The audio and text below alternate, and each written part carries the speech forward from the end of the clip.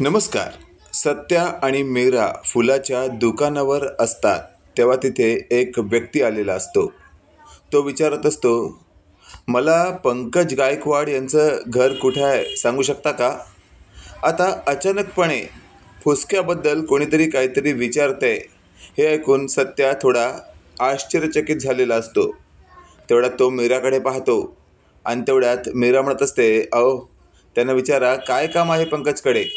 त्यावेळेला तो व्यक्ती म्हणत असतो, म्हणजे पंकज गायकवाड याला तुम्ही ओळखता का? त्यावर लगेचच आता थेट सत्या काही बोलणार तेवढ्यात त्या दुकानासमोरच पंकज चालत जात असतो आणि त्या व्यक्तीला तो पंकज दिसतो. तो व्यक्ती लगेचच आता पंकजला हाक मारतो, अय पंकज. आता पंकज हे नाव ऐकायला आल्यावर पंकज त्या दिशेने पाहतो जिथे तो व्यक्ती असतो आणि पंकज चांगलाच हादरतो. कारण पंकजने ऑलरेडी त्या व्यक्तीकडनं काही पैसे उधार घेऊन ठेवलेले असतात. त्यामुळे तो आता तोंड लपवत तिथनं पळत सुटतो. अशातच आता तो व्यक्ती देखील पंकजची पाठलाग करत त्याच्या मागे पळत सुटतो. अशातच आता सत्या म्हणत असतो, धूमकेतू काही लक्षात आलं का तुझ्या? या फुसक्याने नक्कीच या माणसाकडून पैसे घेतले असतील, म्हणूनच तो तोंड लपवत पळत आहे.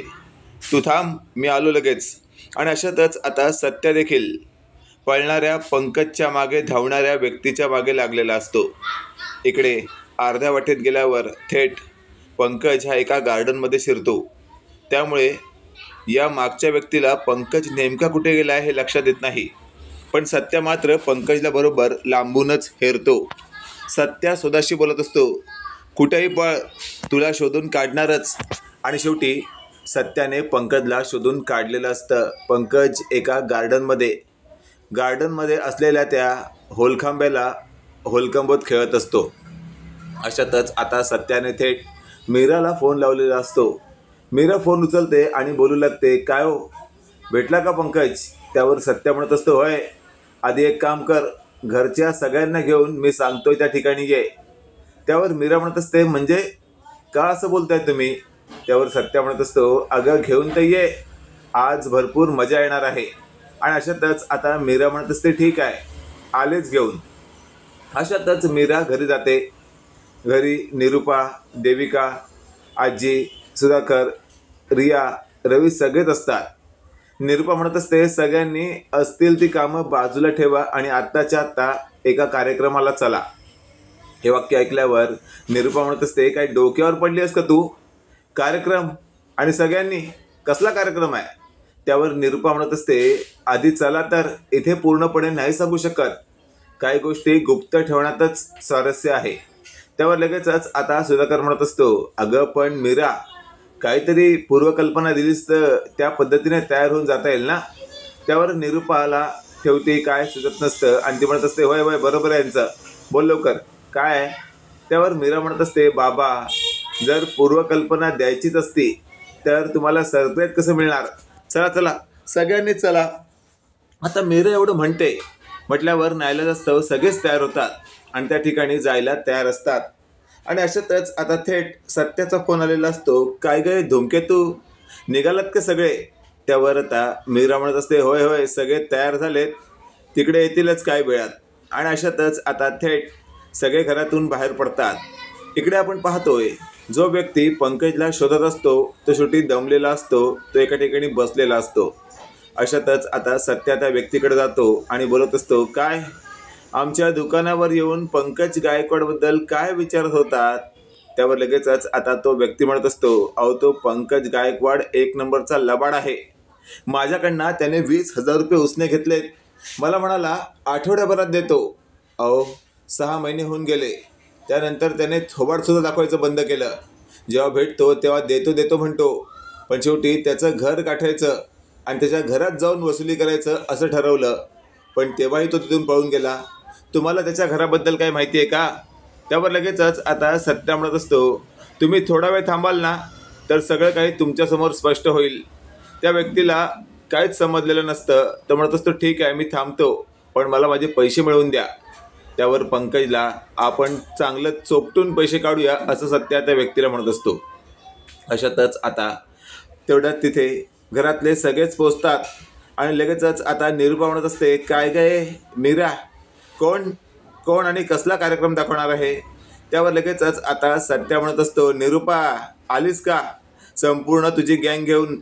अगं आज तुझ्या पोराचा म्हणजेच तुझ्या बाबड्याचा असा काही फ्रीमध्ये पिक्चर रिलीज होणार आहे ना, तो पाहून तू मात्र प्रचंड खुश होणार आहेस.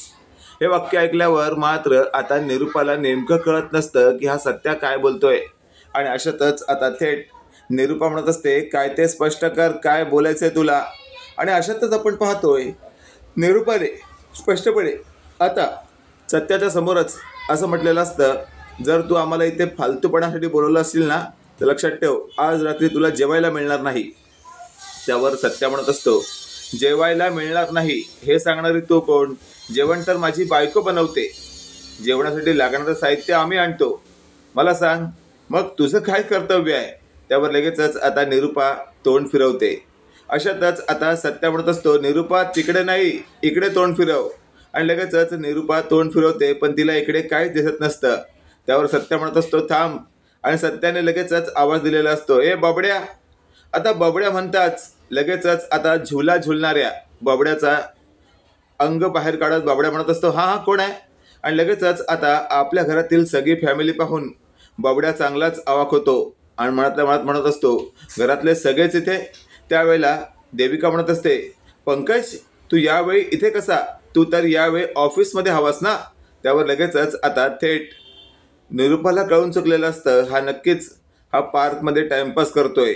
आणि अशातच आता पंकज काही बोलणार तेवढ्यात सत्या म्हणत असतो, अगं बबडी, असं लांबून तो सांगेल तुला ऐकायला येणार नाही. जा जा, जवळ जा आणि त्याला विचार. मी म्हणतो जाबच विचार ना. त्यावर लगेचच आता देविका जवळ जाते तर बबड्या एकदम घाबरतो. निरूपाला सत्या म्हणत असतो, काय ग निरूपा, अशी कशी तू ग? तुझ्या बबड्याने तुला तोंडावर पाडलं आहे, तुझ्या बबड्याने तुला तोंडावर. त्यावर निरूपा म्हणत असते, ए डबल पनवती, तुझ्या नवऱ्याला समजाव, माझ्या मुलाच्या नादी लागायचं नाही. त्यावर लगेचच आता मीरा म्हणत असते, बाईसाहेब एवढं सगळं घडूनही तुम्ही तुमच्या पंकजची बाजू कशी घेऊ शकता? अहो सपशेलपणे तुम्हाला फसवतोय आणि तरीही तुम्ही त्याला जर पाठीशी घालणार असाल ना, तर समजून जा, संपूर्णपणे तुमचा मुलगा वाया जाणार आहे. अजूनही वेळ गेलेली नाही आहे, त्याला सुधारण्यासाठी थोडं ताटक व्हा. त्यावर लगेचच आता निरूपा म्हणत असते, तू तुझ्या नवऱ्याकडे दे लक्ष, मी माझ्या मुलाकडे देईन हो. त्यावर देविका म्हणत असते, अहो आई, कधी लक्ष देणार तुम्ही? आधी द्यायला पाहिजे होतं, जेव्हा पंकज लहान होता तेव्हा तर तुम्ही दिलं नाही. आता मोठा झाला आहे आणि बावटसुद्धा, आगाऊपणा तर करतोच आहे. त्यावर लगेचच आता पंकज म्हणत असतो, बेबी एक वेळ कर मला माफ, पुढच्या वेळा मी नक्की करीन तुझं काम हो. मित्रांनो, हा भाग तुम्हाला कसा वाटला कमेंट करून नक्की कळवा. आणि असे आहेत नवनवीन अपडेट पाहण्यासाठी व्हिडिओला लाईक आणि चॅनलला नक्की सबस्क्राईब करा. धन्यवाद.